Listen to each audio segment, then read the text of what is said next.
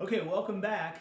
Today I'm going to solve for you the two homework problems I asked you to solve on page 157 after our last reading on the prisoner's dilemma in the Resnick textbook.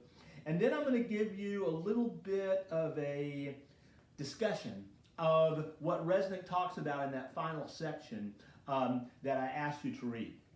So let's first start off with problem number 3 on page 157. Marisha, if you will read it.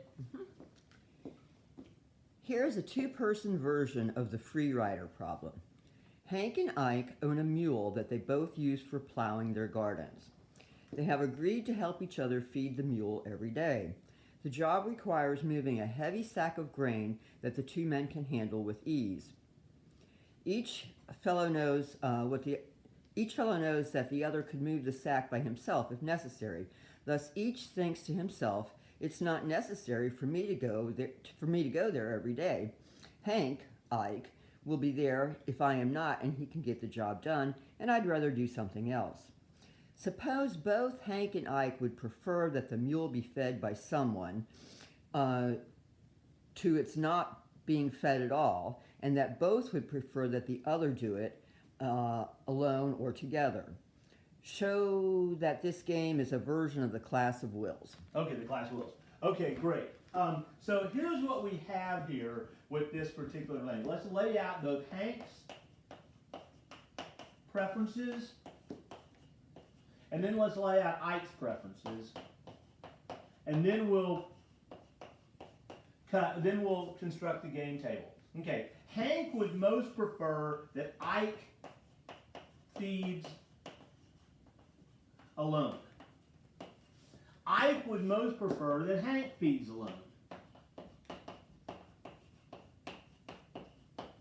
Now, the worst outcome for both of them would be neither feeds. That was the one that would be worst for both of them. Neither feeds. And finally, we have the intermediate outcomes of Hank feeding alone or they both feeding it together. And in the discussion of the problem that Marisha read, basically we're not told any rationale for dividing those two in terms of their preference. So we'll list them together. That would be the preference of both feed or Hank feeds alone. Both feed,